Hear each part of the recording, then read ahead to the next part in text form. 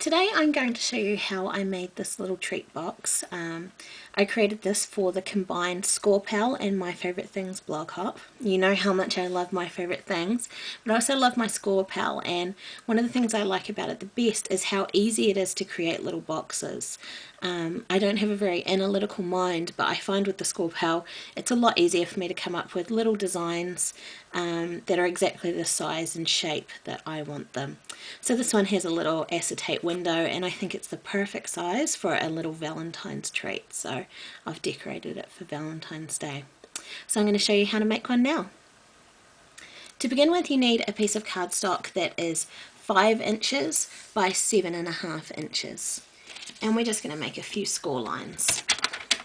So to start with, score at 3 inches, 3.5, 6.5, and 7. And then you want to turn your cardstock, and you can see how fast the Score Pal makes that scoring. I love that.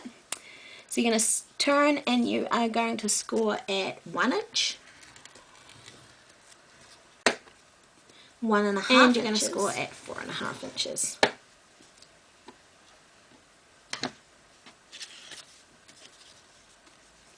So here's a scored piece of cardstock, and hopefully you can see those lines.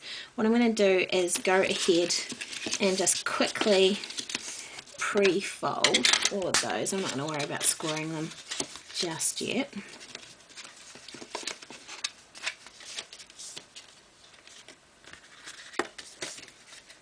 You can see the box shape starting to come together. Now I'm going to go ahead and I'm going to show you which pieces we don't need, so we're going to chop those off. Okay, so here I have shaded in the pieces that we are not going to need. So to begin with, you want to cut, this is going to be the top of the box, so you want to cut all but those top 2 rectangles on the far side. So I'm just going to quickly do that.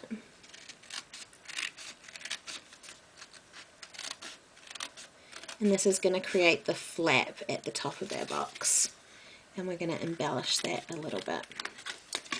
Okay, and then we just don't need this little piece right down here in the corner, so we're going to chop that off. Now this is the base of the box, and so these are all going to be little tabs. So what I'm going to do is just go along and snap up to that 1/2 inch line, like so. Now for those wee tabs, it's a little bit easier to put your box together if you just go along and chop just a little triangular sliver off each tab. That'll make our box go together a little bit more neatly. Hopefully you can see what I'm doing there.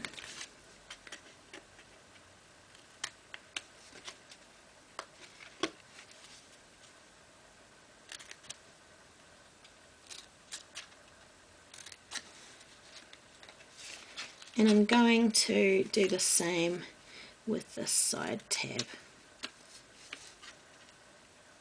So it's starting to look a little bit more like a template now.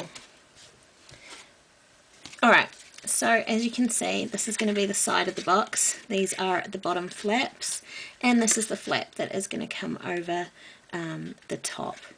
So before we put it all together, I'm going to cut the window part of the box. So this is going to be the front here. You can tell because it's opposite the flap. And I'm using the layered label dynamic that comes in a set. You could use any shape you wanted. And I've just put a little bit of sticky tape on there, and I'm going to line that up on my box. And I'll just go and quickly run that through my Big Shot to cut the window where I want it. Okay, so here is my box with the window cut out, and I'm going to go ahead and put the acetate on the inside of the box now, so turn it in the wrong way. And I've just got a little piece of acetate that I've put some red line tape around all 4 sides, and so I'm going to stick that on the inside of my box.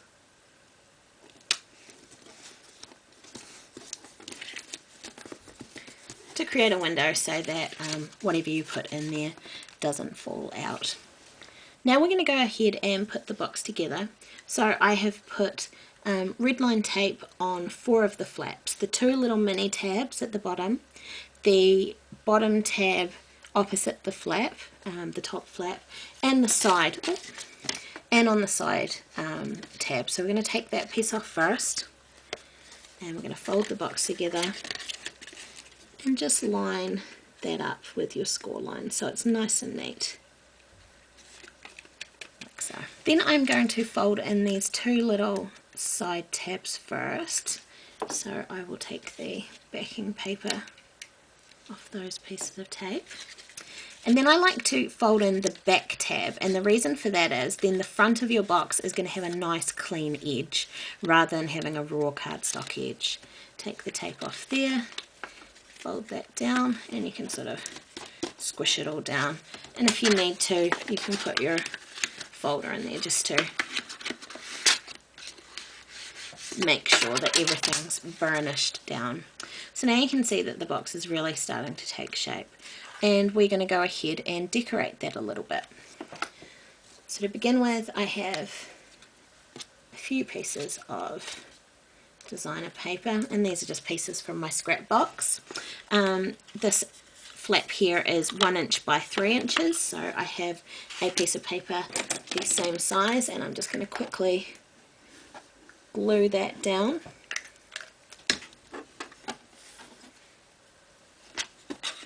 Onto the flap so it covers it.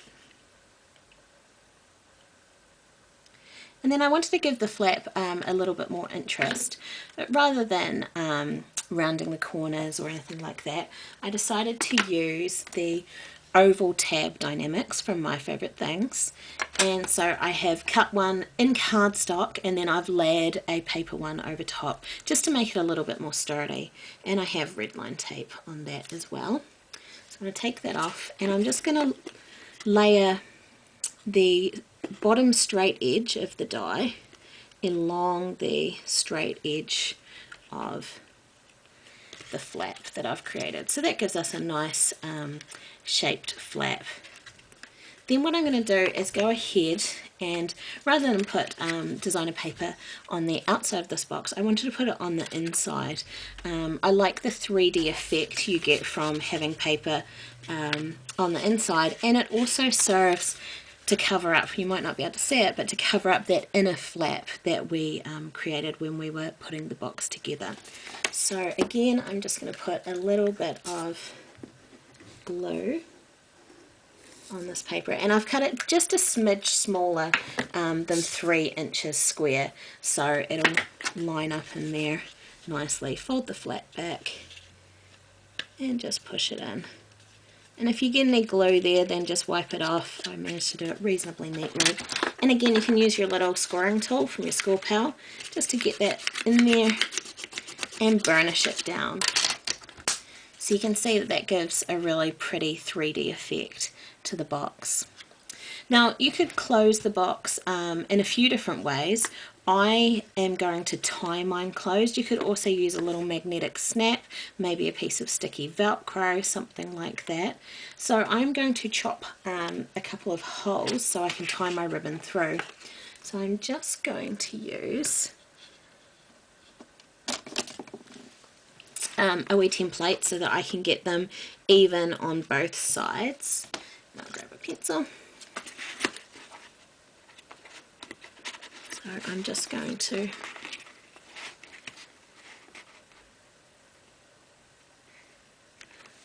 line that up and draw a hole on the flap. Check that they're even. That's pretty good. And then I'm going to use my crocodile for this. If you don't have a crocodile, you may want to do it. You may want to chop through the tab and then the flap before you adhere them together if your hole punch isn't going to go through all those layers. That's why I love the crocodile, because it will go through those with ease.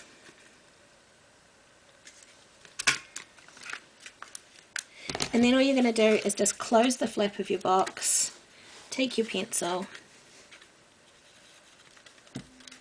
do a little scribble so you know where those holes are going to be, and then to get those holes cut, I am going to put my crocodile in upside down, and I don't know if you can see, but the little prong that comes out to cut the hole, I'm just checking to make sure that is centered over those marks that I just created, and that should line up pretty perfectly once you close the box. I just want to cover that line that I created when I joined the oval tab to the flap on my box.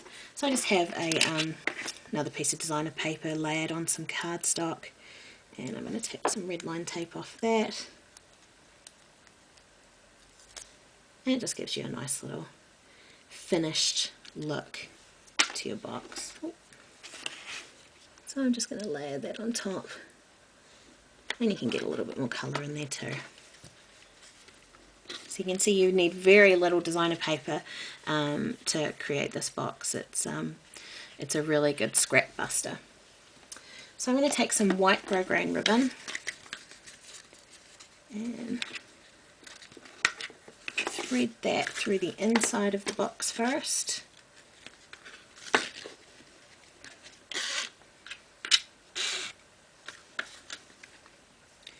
Through the eyelets.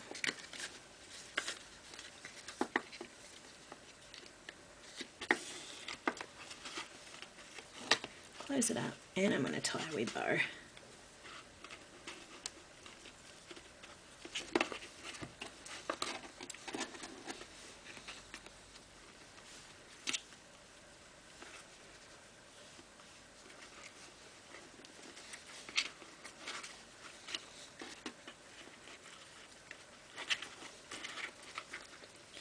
And just fluff with it until you have it sort of the size and shape.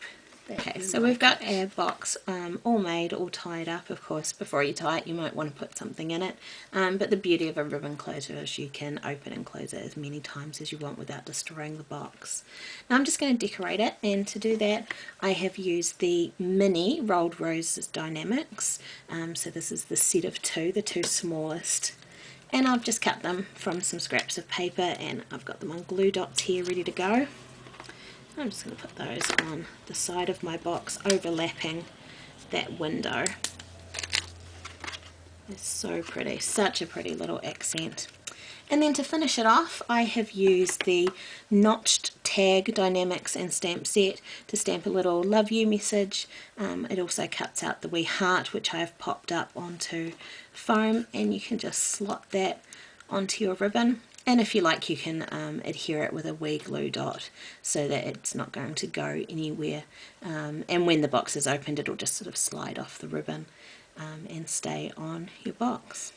So there you have it. These are the two versions of this little box that I've created. Oh, I've totally forgotten a step. I only see it now that I've put them together. On the original one, I have gone around, and we can do it now, and just quickly faux stitched a little bit with a white gel pen just to break up the expanse of solid colour. So originally I did this before I decorated the box, but as you can see, it doesn't really matter. You can go ahead and do it at the end if you need to. So there we have it, a little oval window treat box. I hope you make one. If you do, I would love to see it. Thank you to Score Pal and My Favourite Things for all the inspiration, and I'll see you next time. Bye!